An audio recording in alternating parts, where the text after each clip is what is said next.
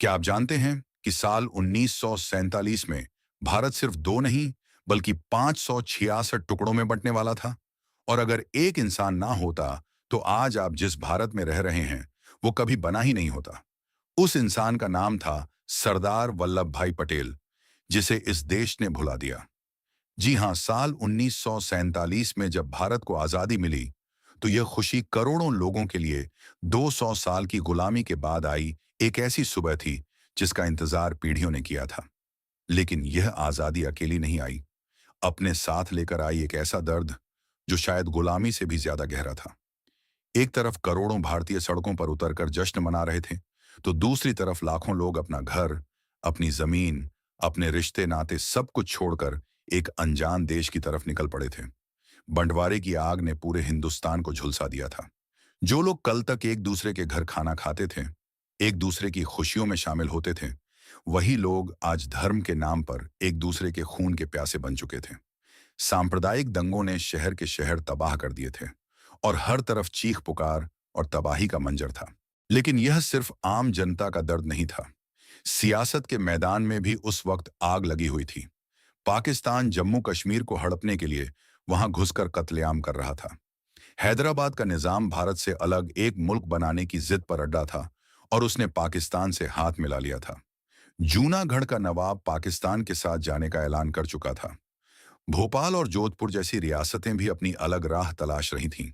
और इन सब के बीच सबसे बड़ी मुसीबत यह थी कि आखिरी ब्रिटिश वायसराय लॉर्ड माउंटबेटन ने अखंड भारत को दो हिस्सों में बांटने के साथ साथ 565 रियासतों को यह खुली छूट दे दी थी कि वो जहां चाहें जाएं, भारत में मिलें, पाकिस्तान में जाएं या खुद को अलग देश घोषित कर लें। यानी उस वक्त भारत के एक नहीं, दो नहीं, बल्कि सैकड़ों टुकड़े हो चुके थे। ब्रिटिश अफसर ताना मारते थे और कहते थे कि यह देश तो बनने से पहले ही खत्म हो जाएगा। लेकिन उन्हें नहीं पता था कि इस बिखरे हुए भारत को जोड़ने के लिए एक इंसान तैयार खड़ा था। सरदार वल्लभ भाई पटेल, भारत के लौह पुरुष, जिन्होंने इन सैकड़ों बिखरी हुई रियासतों को एक एक करके उस तरह जोड़ा जैसे कोई मोतियों को धागे में पिरोता है। जिनके सामने न कोई राजा टिका, न कोई निजाम, न कोई नवाब। कहते हैं कि अगर सरदार पटेल न होते तो भारत कभी भारत नहीं बन पाता। आज हम उन्हीं की कहानी सुनेंगे, उनकी रणनीति की, उनकी कूटनीति की, उनके अटल साहस की और उन तीन सबसे बड़ी चुनौतियों की जो उनके सामने खड़ी थीं, जिनके नाम थे जूनागढ़, हैदराबाद और कश्मीर। और उस दर्दनाक सवाल की भी कि आखिर जिस देश के लिए उन्होंने सब कुछ दांव पर लगा दिया, वही देश उन्हें क्यों भूल गया। 15 अगस्त 1947 को 200 वर्षों के संघर्ष के बाद भारत को ब्रिटिश हुकूमत से आजादी मिली। लेकिन आजादी की उस सुनहरी सुबह के पीछे राजनीति की एक धुंधली और दर्दनाक कहानी भी छुपी हुई थी। कांग्रेस के ज्यादातर वरिष्ठ नेता चाहते थे कि सरदार वल्लभ भाई पटेल देश के पहले प्रधानमंत्री बने, और इसकी वजह भी बिल्कुल साफ थी। पटेल ने हमेशा जमीन पर रहकर काम किया था, आम आदमी की भाषा बोली थी, आजादी की लड़ाई में पूरे संगठन को एकजुट रखा था और प्रशासन की गहरी समझ रखते थे। लेकिन दूसरी तरफ नेहरू जिद पर अड़े थे और उन्हें महात्मा गांधी का समर्थन मिला। पटेल को यह बात बहुत गहरे तक चुभी, लेकिन वो उस मिट्टी के बने थे जो टूटती नहीं। उन्होंने न विरोध किया, न शिकायत की, न कोई बयानबाजी की। बस अपने मन की पीड़ा को देश की सेवा में बदल दिया और निकल पड़े उस काम पर जो शायद किसी और के बस का था ही नहीं, यानी 565 बिखरी हुई रियासतों को एक राष्ट्र में जोड़ना। ज्यादातर रियासतें पटेल की दृढ़ता और दूरदर्शिता के सामने बिना किसी संघर्ष के भारत में शामिल हो गईं, क्योंकि पटेल की बात में वजन था, उनके शब्दों में ताकत थी और उनके इरादों में कोई कमजोरी नहीं थी। लेकिन कुछ रियासतें ऐसी थीं जो आसानी से मानने वाली नहीं थीं और जो सच में सिरदर्द बन चुकी थीं। इन्हीं में सबसे पहली थी जूनागढ़। जूनागढ़ गुजरात के काठियावाड़ में बसी एक ऐसी रियासत थी जिसका शासक एक मुस्लिम नवाब था, लेकिन उसकी 80% से ज्यादा आबादी हिंदू थी। आजादी के तुरंत बाद नवाब मोहम्मद महाबत खान जी तृतीय ने अचानक ऐलान कर दिया कि जूनागढ़ पाकिस्तान में शामिल होगा। जैसे ही यह खबर फैली, पूरे गुजरात में आक्रोश की लहर दौड़ गई। लोग सड़कों पर उतर आए और जूनागढ़ हमारा है के नारे बुलंद होने लगे।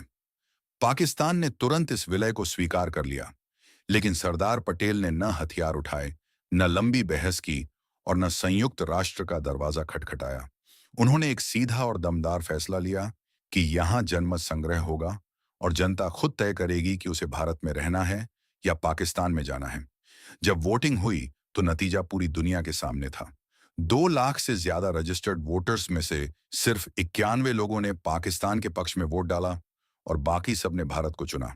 जूनागढ़ हमेशा के लिए भारत का हिस्सा बन गया और नवाब अपनी बीवियों, अपना खजाना और अपने कुत्तों को लेकर जहाज में बैठकर कराची भाग निकला।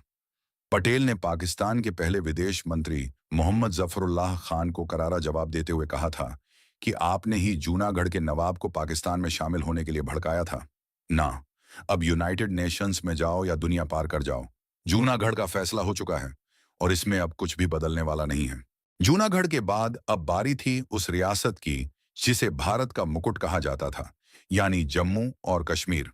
हिमालय की गोद में बसी वह धरती जिसकी खूबसूरती के किस्से पूरी दुनिया में मशहूर थे, लेकिन उस वक्त कश्मीर की राजनीति उसकी खूबसूरती से कहीं ज्यादा उलझी और खतरनाक थी। कश्मीर के राजा हरि सिंह न भारत के साथ जाना चाहते थे और न पाकिस्तान के साथ। उनका सपना था एक स्वतंत्र और अलग कश्मीर जो किसी के अधीन न हो। उन्होंने कुछ समय तक दोनों देशों से दूरी बनाए रखी और तटस्थ रहे। लेकिन पाकिस्तान को यह तटस्थता खटक गई क्योंकि पाकिस्तान को लगता था कि कश्मीर की आबादी मुस्लिम बहुल है, इसलिए वहां ज्यादा संघर्ष किए बिना कब्जा हो जाएगा। और इसी भ्रम में पाकिस्तान ने एक बड़ी और खतरनाक साजिश रची जिसका नाम था ऑपरेशन गुलमर्ग। हजारों पाकिस्तानी सैनिकों को कबायली लुटेरों के वेश में कश्मीर में घुसाया गया और उन्होंने मुजफ्फराबाद में कत्लेआम किया, बारामूला में आग लगाई, महिलाओं के साथ दरिंदगी की, मंदिर तोड़े और सड़कों पर लाशें बिछा दी। कश्मीर में एक भयानक नरसंहार शुरू हो चुका था। राजा हरि सिंह को तब जाकर होश आया और उन्हें समझ आया कि पाकिस्तान उनका सम्मान नहीं करेगा, बल्कि सिर्फ उनकी रियासत को निगल जाना चाहता है। डर और पछतावे में उन्होंने भारत सरकार से फौरी मदद मांगी, लेकिन पटेल ने अपनी दूरदर्शिता दिखाते हुए साफ कह दिया कि जब तक कश्मीर आधिकारिक रूप से भारत का हिस्सा नहीं बनता, हम एक भी सैनिक नहीं भेजेंगे। 26 अक्टूबर 1947 को राजा हरि सिंह ने विलय पत्र पर दस्तखत कर दिए और कश्मीर भारत का हिस्सा बन गया। पटेल ने भारतीय सेना को तुरंत श्रीनगर एयरलिफ्ट करवाया और हमारे जवानों ने ठीक वक्त पर पहुंचकर घुसपैठियों को पीछे धकेल दिया। अगर उस दिन एक दिन की भी देरी होती तो श्रीनगर एयरपोर्ट पाकिस्तान के हाथ में होता और आज का नक्शा कुछ और होता। हमारी फौजें जीत रही थीं और दुश्मन पीछे भाग रहा था। लेकिन तभी प्रधानमंत्री नेहरू ने युद्ध रोकने का फैसला किया और मामला संयुक्त राष्ट्र में ले जाया गया। पटेल इस फैसले से बेहद आहत थे और उन्होंने खुलकर कहा कि अगर यह मामला मेरे हाथ में होता तो न यह विवाद होता और न पाकिस्तान के कब्जे वाला कश्मीर बनता। इतिहासकार भी यही मानते हैं कि अगर पटेल कश्मीर का मामला संभालते तो शायद आज पूरा कश्मीर भारत का अभिन्न अंग होता। इधर कश्मीर का मामला चल ही रहा था कि उधर पटेल को पाकिस्तान से एक और मोर्चे पर लड़ना पड़ा। बंटवारे के वक्त तय हुआ था कि भारत पाकिस्तान को 55 करोड़ रुपए देगा, लेकिन पटेल बिल्कुल नहीं चाहते थे कि जो पैसा दुश्मन की गोलियां खरीदने में काम आए वो हम खुद उन्हें दें, और उन्होंने साफ कह दिया कि यह रुपए नहीं देंगे। लेकिन महात्मा गांधी ने जिद की और आखिरकार पाकिस्तान को वो पैसे मिल गए। पटेल ने इस बात का जिक्र अपने एक भाषण में बड़े दर्द के साथ किया और कहा कि मैंने लिखकर दे दिया था कि अगर यह रुपए कश्मीर में हमारे खिलाफ गोलियां चलाने में काम आए तो हम यह पैसा नहीं देंगे। पहले कश्मीर का फैसला हो, उस दिन पैसा ले जाओ। जूनागढ़ और कश्मीर के बाद अब बारी थी सबसे बड़ी और सबसे कठिन चुनौती की, और वो थी हैदराबाद। ये कोई मामूली रियासत नहीं थी, बल्कि आकार में ब्रिटेन से भी बड़ी, भारत के बिल्कुल बीचों बीच बसी हुई और इतनी समृद्ध कि उस दौर में वहां का निजाम दुनिया के सबसे अमीर लोगों में गिना जाता था। हैदराबाद के निजाम मीर उस्मान अली खान ने न सिर्फ पाकिस्तान से गुप्त समझौते किए, बल्कि स्वतंत्र हैदराबाद नाम से एक अलग देश बनाने की जिद पर अड़े रहे। उन्होंने संयुक्त राष्ट्र में अर्जी दी, विदेशी ताकतों से मदद मांगी और हर रास्ता आजमाया। इतना ही नहीं, हैदराबाद में रजाकार नाम का एक उग्र संगठन खड़ा हो चुका था, जिसकी मिलिशिया सड़कों पर खुलेआम हिंदुओं पर अत्याचार कर रही थी। घरों में घुसकर लूटपाट होती थी, महिलाओं के साथ जुल्म होता था और निजाम की सरकार आंखें मूंदे बैठी थी। पटेल ने बहुत धैर्य से काम लिया और बातचीत की पूरी कोशिश की, लेकिन जब निजाम नहीं माना और हालात पूरी तरह बेकाबू हो गए, तो पटेल ने एक पल भी नहीं गंवाया। 13 सितंबर 1948 को उन्होंने ऑपरेशन पोलो का आदेश दिया, जिसे इतिहास में पुलिस एक्शन के नाम से जाना जाता है।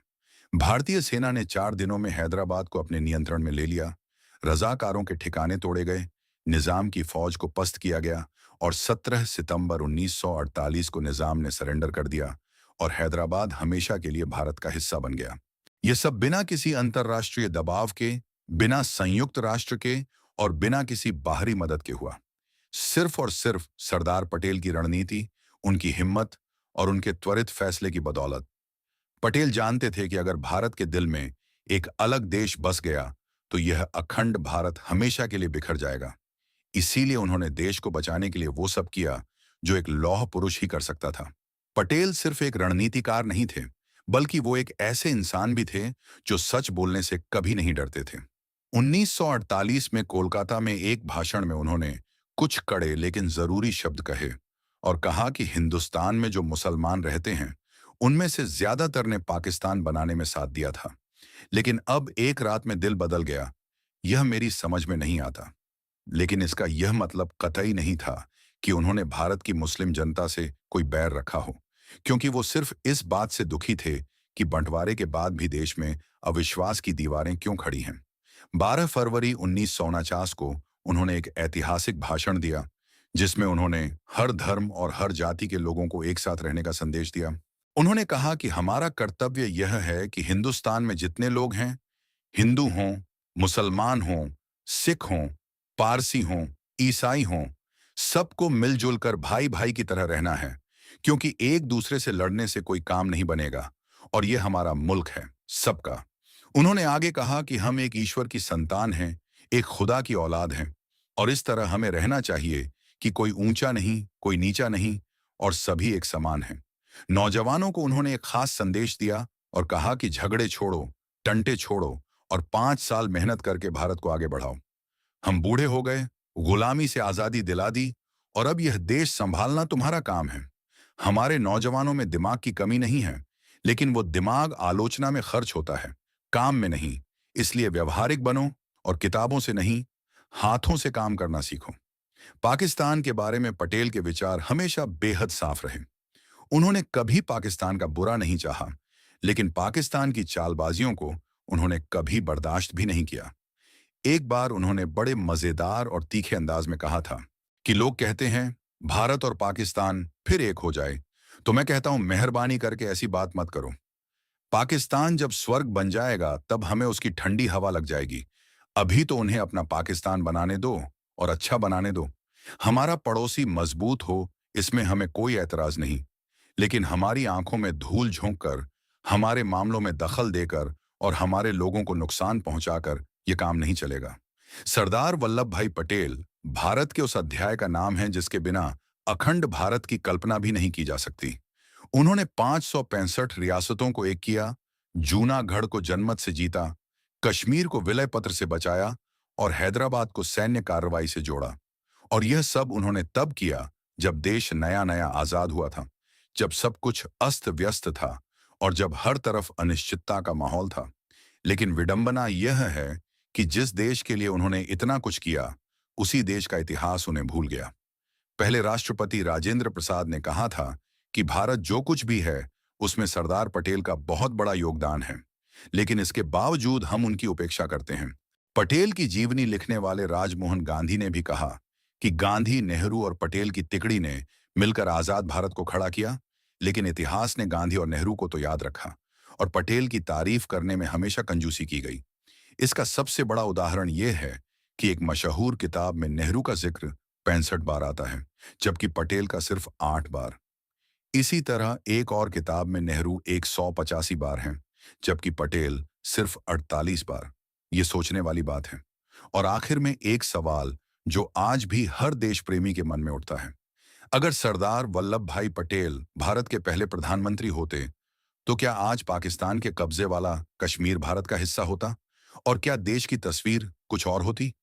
अपनी राय हमें कमेंट में जरूर बताइए।